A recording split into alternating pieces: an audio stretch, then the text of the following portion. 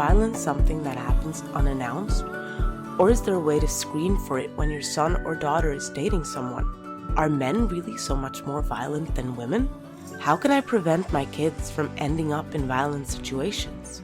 What should I tell my daughter about violence? And I'm joined today by an expert in that field, Derrell Jones. He joined the Army at age 17, where he spent 11 years serving as military police. After that, he got his college degree and has worked 22 years as law enforcement officer and presently serving at the rank of captain in the state of Florida. He's gained extensive experience in domestic violence and homicide cases, and he's also a husband and father to 2 girls.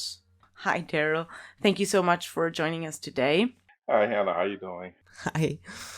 Evelyn says hi as well. She's on vacation. She'll be back very soon. So I'll just jump right in and ask you, based on all of your experience, and since you're yourself a father, what have you taught your daughters?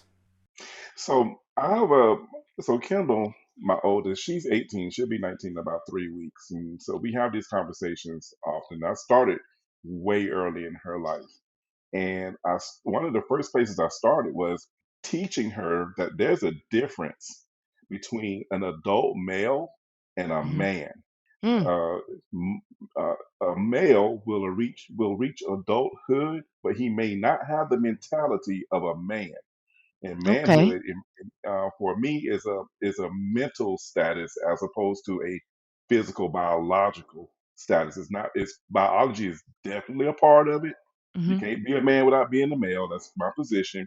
So, but just because you're an adult male does not necessarily mean you're a man. And I teach her this because I find that a lot of young women end up Hmm. with adult males because they don't know how to distinguish between an adult male and an adult man. So I begin there. And Very there are interesting. some differences. There are some differences between the two. For one thing, a man is a protector. So if you want to avoid violence in a relationship, Hmm. with a man, you don't have to worry about violence against you if you're the woman because he is there to protect you. That is his mindset. That is the way he sees the world. It's you, and anyone who attempts to come against you will have to deal with him. That's how men operate. Adult males don't operate that way. Adult males are selfish, they're self centered. They have no concept of being the protector unless they're goaded into it. And then even then it's done half hearted Hmm. and probably won't even be a good protector to begin with because they're so Hmm. selfish. They're only thinking Hmm. about self. So that I start there. And this is it's interesting because she'll call me now and she'll present situations to me and I will ask her, Hmm. sweetheart, is this the behavior of an adult male or a man? Hmm. Oh, could you And tell then me something about a situation? Like, has this come up already? That would be really it interesting. has, yeah, she's in college now, and she encountered someone who seemed very nice in the beginning, but then he would do all the right things in the beginning, things that she saw me do growing up. Hmm. I would open the door for her. I would pull out the chair at dinner for her. Even as her father, I demonstrated these things to her. Mm. And she remembers these things. So she went out on a date with this particular young man, and he opened the door, and she's like, "Oh, Dad, he opened the door for me." And Mm. well, a few weeks passed, and there were some communication issues, and part of that issue was he would become agitated easily, Hmm. and which is one of the red flags. Hmm. And then he would shut down communication. He would not even try to reason through things, which is another red flag because men aren't unreasonable. Men Right. love logic, Hmm. and Hmm. so reason is a part of that process. And so she saw that and she said, "Well, this is what I'm seeing. Am I on the right track?" Right. And I'm like, "Yes, sweetie. You need Yeah. to. If you continue in this relationship, you need to make sure you stay aware. And if you continue to see these things happening, Mm. then you know you probably need to part ways. You're wasting time." Okay. So shutting down communication, getting agitated easily. Are there other warning signs?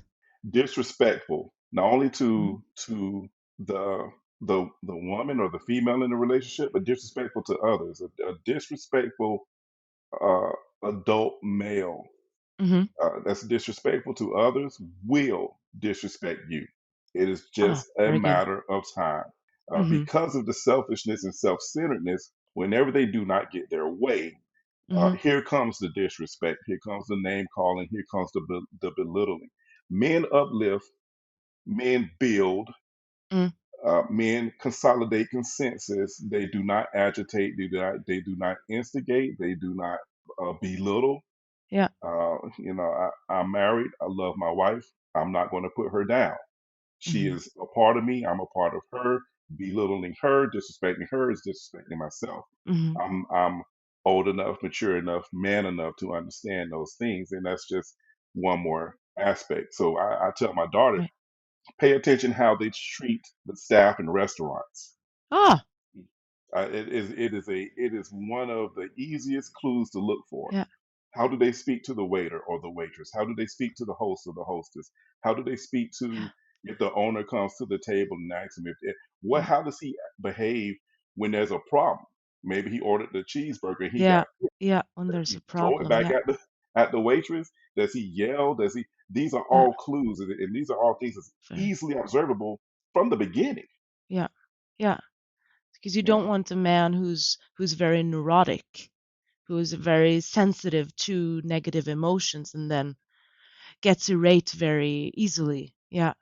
Okay. So absolutely. you found that It's men who tend to violence, they are more disrespectful. They treat people around them like you see that more in the violent men you've encountered. Absolutely, absolutely, Mm. absolutely. Now you will run into the occasional psychopath who can easily conceal that, but I the Mhm. other thing I tell my daughter is, even a psychopath can only pretend for so long, or the sociopath can only pretend for so long. You give it 90 days, and then that outer layer, that facade begins to break away, and you start to see the cracks. If it's Right. not true, you'll begin to see the cracks if you're paying Right. attention. So maybe, maybe the first 3 or 4 dates, you're in a restaurant, something goes wrong, and they handle it perfectly because they understand they're being watched. They understand that their behavior is being consumed for Mm. observation, and so they'll fake it for a while, but they can only fake it for so long. Mhm. Yeah. So in your experience with violent crime, is it usually men or females? What's the ratio? Yeah, usually males. Usually males. It's going to be males. Usually about 4 to 1 in my experience. However, that is changing. That has changed in the Oh, past 10 years. really? Oh, absolutely. And it seems to me the more prevalent social media becomes, the more masculine females behave, Mm. and that Okay. and that results in more violent acts, Mhm.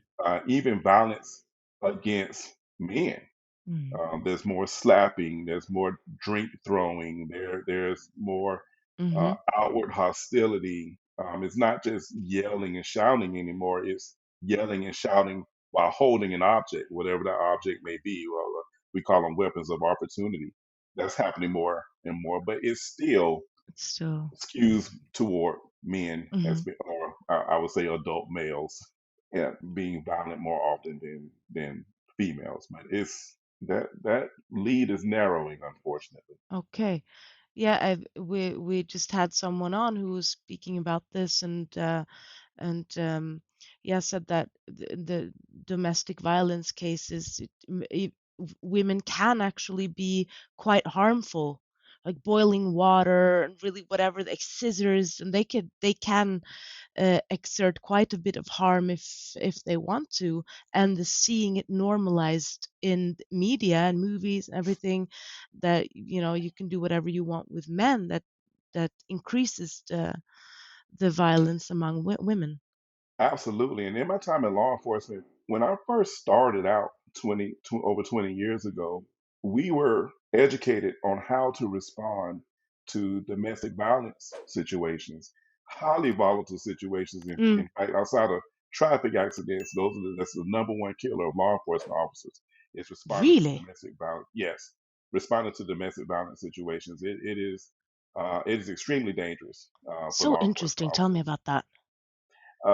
Because what happens is when you arrive at someone's home and maybe it's the female in the situation that calls the police, and you arrive and they realize the gravity of the situation because now I'm putting handcuffs on their husband or their boyfriend, and we're getting Mm. ready to take them to jail, and she really does not want him to go because, Uh-huh. well, now it's her fault he's going to jail, and now there's a situation where now she's on my back, and while we're dealing with the husband, and then they double team you, and Okay. it doesn't. Sometimes it does not end well Wow. for the officers. So then you don't So go in alone, or do you have no, never procedures on alone, that? never alone. We park in certain ways. We stop, look, and listen. There's certain ways to approach that situation. Hmm. Well, fast forward about 10 years, okay, and we get retrained on how to respond to domestic violence situations because it was almost always the male that went to jail. Almost always. Okay. Now we are more clued into, well, who instigated the incident as opposed to who was the who was the ultimate aggressor. It's just like watching sports or watching football. It's usually the person who applies the last hit Hmm. that gets the flag, gets the penalty flag. And that's kind of Really? how we were responding to that. Now, we didn't see the instigation wasn't observed or even taken into consideration.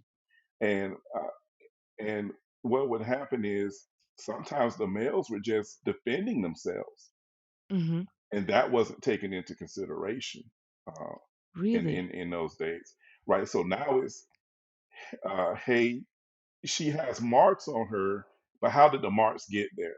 And we have to Hmm. make sure that the complaint fits what the physical evidence. Yeah. And when it doesn't match, we have to dig a little deeper.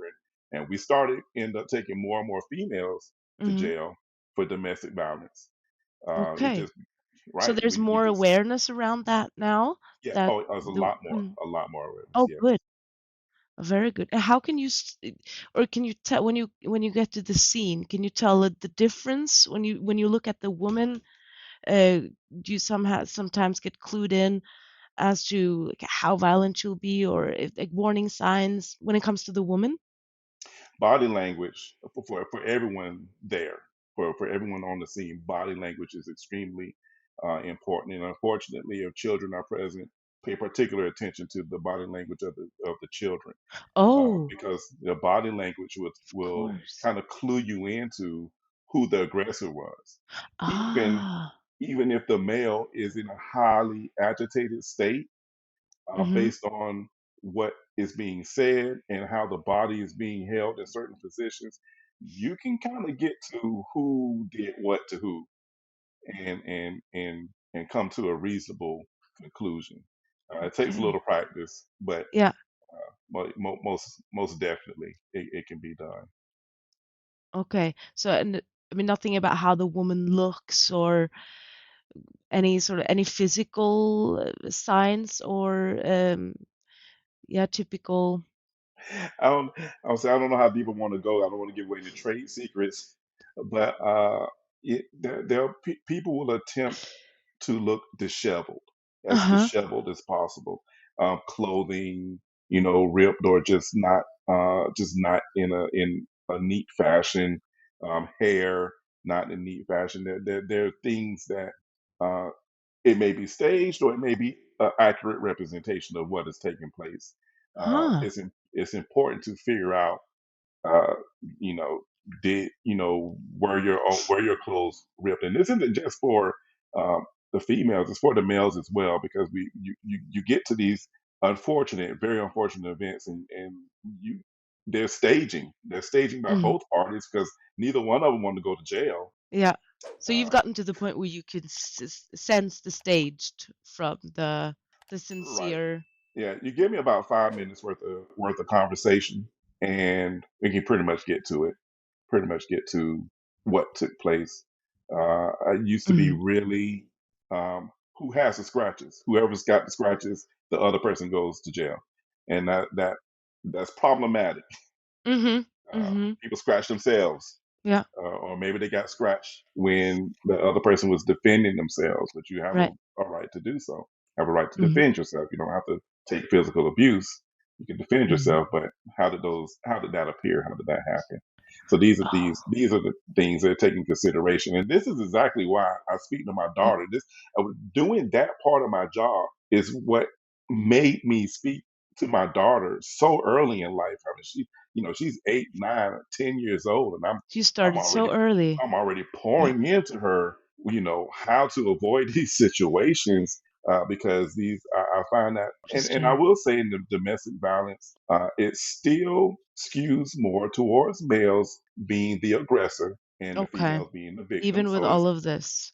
even with all of that, it still skews towards the male. But one thing I did discover is what made me want to speak to my daughter is Mhm. these females would find themselves in this situation over and over and over again, Oh, interesting. Yeah, even and with that's in what the we wanna different avoid. relationship. Mhm. Correct, because they're not picking correctly. Right. That's Okay. Can we talk about that? I mean, of course, without being victim blaming and all of that, but as a mom, I'm worried. right. Well, so if someone is a victim of violence, well, I guess it kind of does depend on the situation, but under these circumstances, I would not blame the victim per se, but there are some reasonable, objective thought processes that should go into your situation. If you find yourself continuously in this situation, at some point Mhm. you have to say, okay, what am I doing or not Mhm. doing? At some point, you Yep. just have to ask, Mm. and then work your way backwards from there. But that goes back to what we were speaking of earlier about respect or Mhm. witnessing disrespect, about understanding the difference between an adult male and a man. Mhm. Men are protectors. If a guy is willing to fight you, he's not willing to protect you, and that's Mhm. an automatic act. It should automatically done. No two ways about it. One or two, Yeah. So you would tell your daughter just break it off. no. Right. There's no saving him. That's often And what they say, no? That they can. I'm so glad you said that, because I literally said these words to my daughter. It is not your job to save anyone. It Mm. is not your job to change anyone. The only person you can change is you.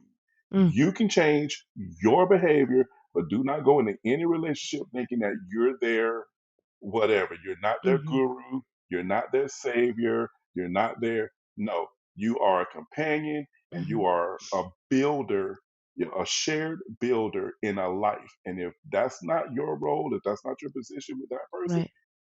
leave. Mm.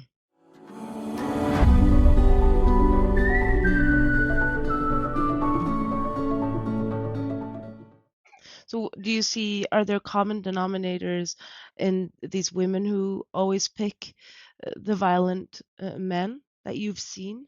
Usually either an absent father or an abusive father. Mm, interesting. And you can't identify what you've never seen. So if you've never seen a man, if you've never observed his behavior over Mm. time, then you can't identify Oh, what a very man looks like. interesting. So you have to have seen a positive male role model, positive masculine traits. Absolutely.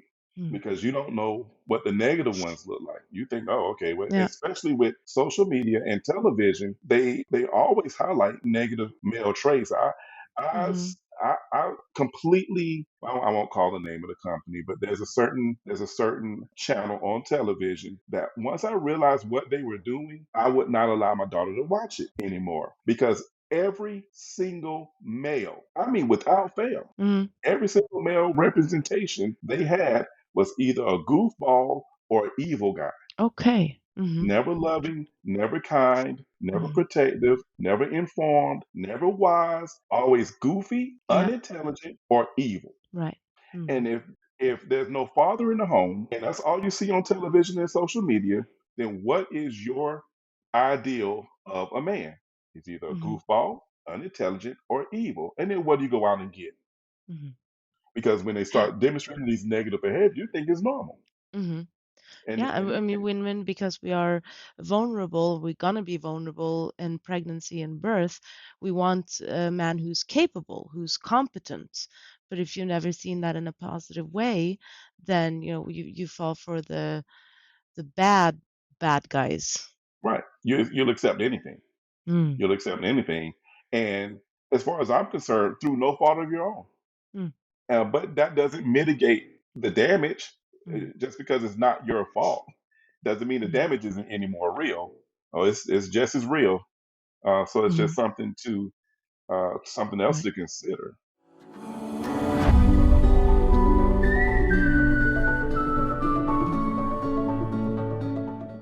So we talked about the traits, anything in the environment where when I meet someone, I always ask about their family, about, well, you said absent fathers or neglectful fathers, but where they come from, because things like this. Absolutely. So we talked about respect for others and respect for himself. That's also Mm, important. If he doesn't respect himself, he would definitely won't respect you. But if he proves to be disrespectful towards his mother, that is a big, I'm not going to say it's an automatic red flag because there may be some instances of abuse, mm, but you should definitely pay close attention mm, to any male that disrespects his mother. mhm. What if they Because themselves have had absentee fathers or even mm, quite possible another red flag. And I say that having grown up in a household without a father, mm, I'm unashamed to tell you, even though it was very detrimental to me in my early life, mhm. uh, but I didn't become a man until I was in my 30s. Oh, tell me about that. So how did you choose law enforcement? You could easily have gone another way in that case. Well, because that had the persona, I guess, of a man, but that doesn't make you a man. So I had the qualities, but they weren't cultivated. Mm, And they weren't cultivated because I never watched anyone do the things that men do so I could address my emotions in a manly way. yeah. So I can address detrimental circumstances in a manly way. Now, I didn't do too bad. And of Mm, course, I went into the army and I went into law enforcement. So I wasn't, when it came to dealing with people, I was really good at that. Still am, mhm. actually. Yeah. Uh, but when it came to relationships, horrible. And not that I was a horrible person, but I did not know how to pick Mhm. a woman. So what helped you in that regard? A lot of pain and suffering, a lot of pain and suffering, and a realization one day that I cannot go on like this. I had to make a change, and part of that was, well, now I need to find, like, some men to be around, share what I'm going through, and then have them help me through the process of transitioning from adult male Mhm. to manhood. Okay. Is army something you would recommend Well, to I do had that? been at that point, I had already done my 11 years in the army. So the Okay. army did not help me become a man. They'll tell you that, but I mean, Mm, to be perfectly honest with you, you go in the military, they train you to kill. They don't train you to be a man. That's right. that's the point. That's why you're there. In the process, you might find yourself, but when it comes to interpersonal skills, military Mhm. is not there for that. They're not there to teach you how to be anything Mm. better than what you are. There.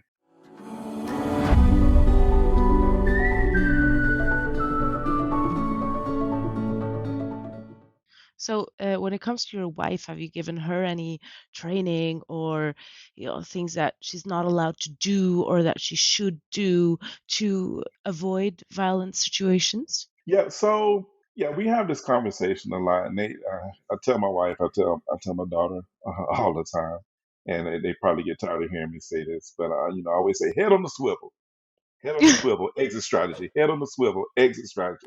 Those are my two main terms wherever you go. I don't expect them to jump on people. I'm not expecting that. But head on the swivel just means be aware of your surroundings. Be aware of what's going on around you. Head on the swivel. And then exit strategy is whenever you go anywhere, have a place to run. Yeah. Have a have an exit strategy. Because while Mhm. everybody else is freaking out and panicking, you're headed for the exit, Mhm. wherever that may be. And so I kind of instilled that. Now I have shown them some things like if someone grabbed them and Mhm. what to do in those situations. And I'm like, you don't have to be the strongest person in the world to Mm. poke somebody in the eye. That's easy. Mhm.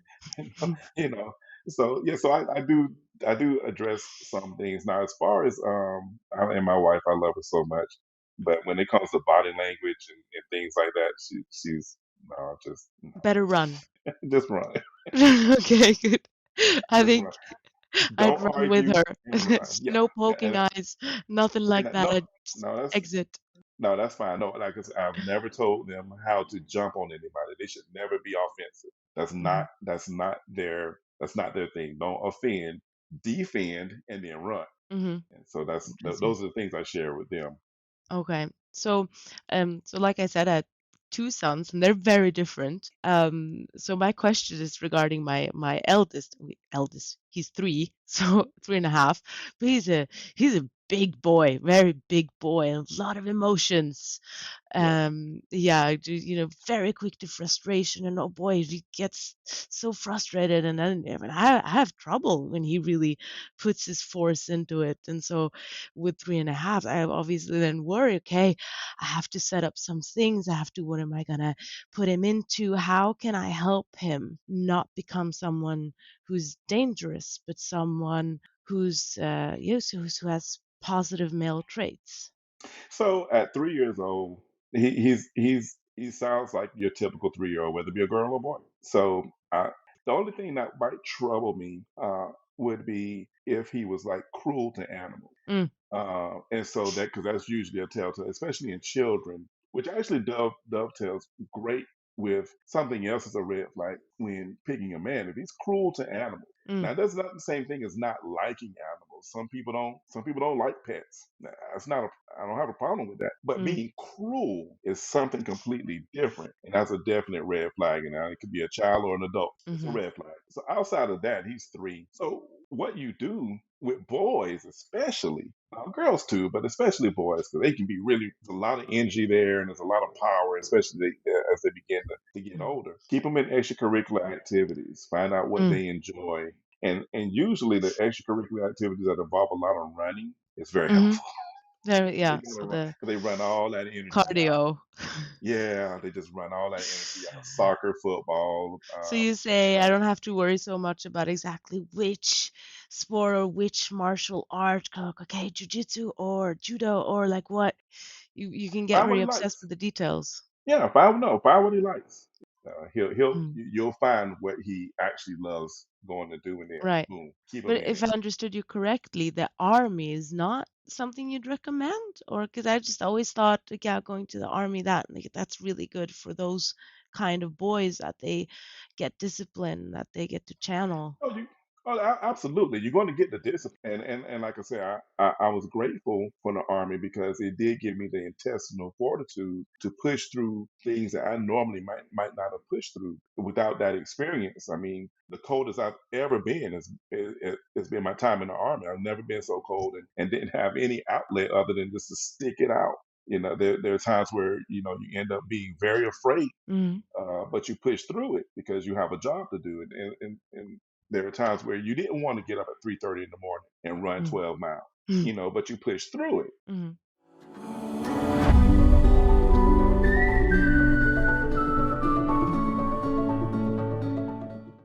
So back to the daughters.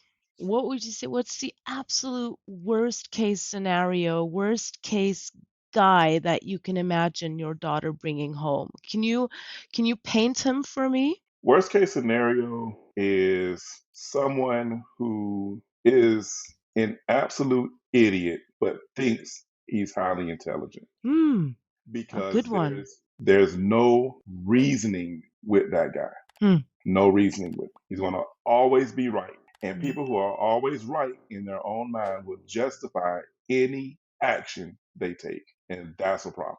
There's no self-reflection in a guy like that. Yeah. Okay. That's my And that's my nightmare. yeah, I can see that. Yeah. Other signs, physical signs? Physically, I try not to get into the physical things. Quite naturally, I do not. If he's effeminate, Mm. that's going to be a no go. That would be Really? my yes, yes. Well, effeminate men tend to lack confidence, and they tend to not be protectors, Right, even if because they we see a want to lot of be. that now, the effeminate men.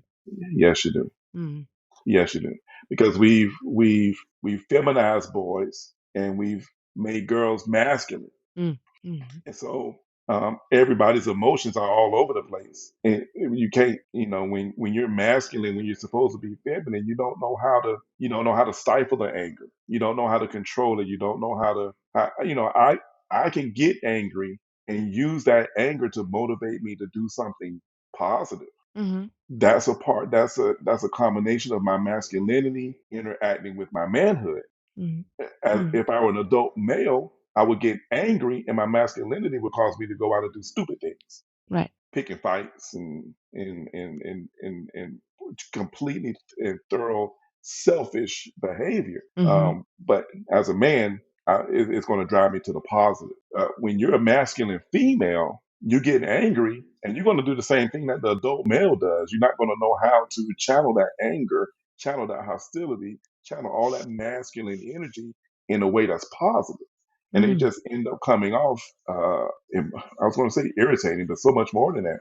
No Mm. one wants to be with you. No one wants to deal with you. You can't. Your relationships always end. Interesting.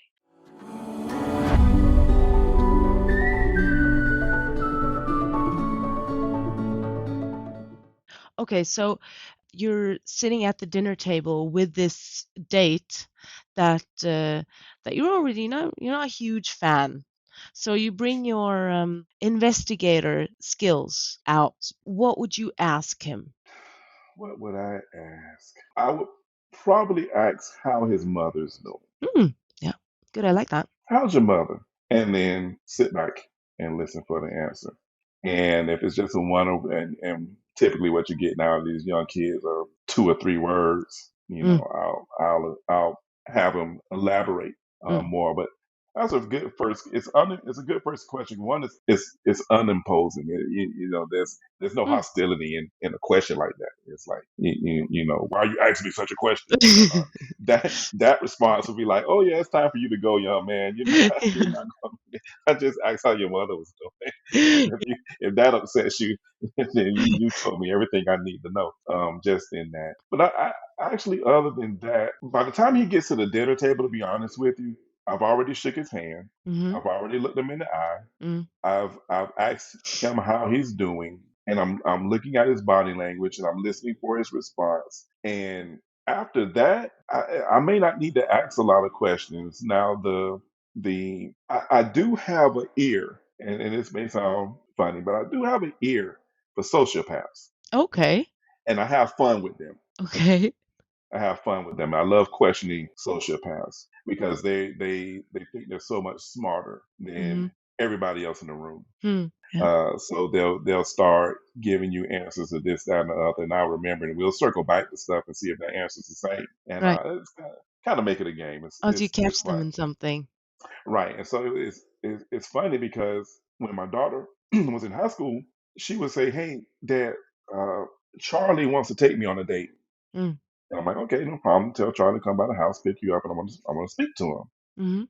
She go back, she'll tell Charlie, oh, all of a sudden Charlie doesn't want to date her. And this happened 3 or 4 times, in fact, to the point to where she seldom went on any dates in high school. I think she went on 2 dates the entire time she was in high school. And she couldn't date until she was in her junior year anyway. So didn't leave a ton of opportunity. But, guys would ask her out. And then as soon as she said, you have to come and speak with my father, they'd be like, no, we're out. And that was a very early opportunity for me Yeah. to explain to her, say, Yeah. any guy that does not want to meet your father Mm. has does not have good intent. I think I would also be terrified of you, Daryl, to be quite honest. I do Well, I'm I'm understand. I'm a jovial guy, and Mhm. I volunteered at my daughter's school quite often, so a lot of the kids knew me. Yeah. They were very familiar with me, and I was the guy who would show up.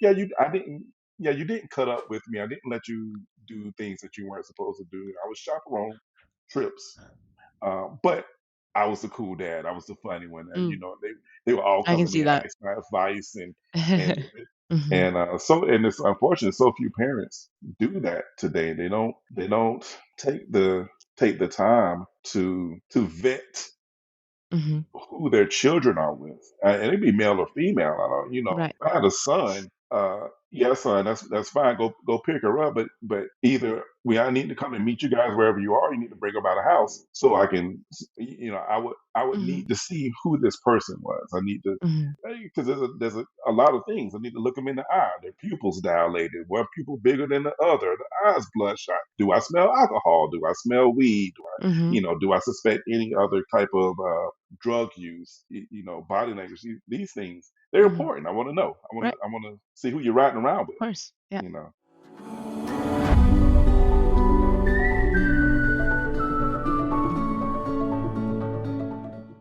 So my daughter is now 5. What should I start telling her? So, what would you tell her first? Well, at 5 years old, I'm just demonstrating. Mm, I'm showing her, as dad, I'm getting down on the floor with her and I'm playing whatever it is she's playing with. Whatever the scenario is, it's just that spending that time with her. It's watching television with her. It's explaining things. It's going on hikes and being outdoors. It's mm, the time. I'm demonstrating the time because she may not understand it at 5, but she'll understand that, well, daddy spent time with me when I was younger, but you want to be in the club all night. mm, And that's going to be unacceptable. It's not like you shouldn't. Well, let me rephrase. You want to be in the club all night, every night. Let's just mm, put it that way. She's going to understand that her man needs to want to spend time with her. So I'm at 5, I'm just demonstrating. Now, as I mentioned earlier, she starts getting around 9 and 10, because that's usually when they come home with, they're in 5th grade or so, and they're like, "Oh, I got a boyfriend." Okay, mhm, now we need to start. Now we need to start teasing out some of this. Oh, well, does he treat you nice? mhm, Do you treat him nice? Because I'm asking her what her actions are just as much as I'm asking her about his actions. mhm, mhm, So at 9, I'm saying to my 9-year-old who's in 5th grade, because it's actually happened. Oh, Dad, I got a little boyfriend now. Blah blah blah. This blah blah blah. I'm like, okay, well, how does he treat you? And how mhm, is he nice? And just trying to get a feel for her mindset. And then invariably it's, oh, he was so mean to me today. We're not more. I'm like, okay, well, yep, yeah, yeah. Actually, I don't need to be together. And then that moves into middle school, which is its own show. Middle school mm. is its own. Middle school girls, that's his own show, Hannah. That's an idea for you. That's a show idea for you, free of charge. Middle school girls. Wow. Oh It gosh. is.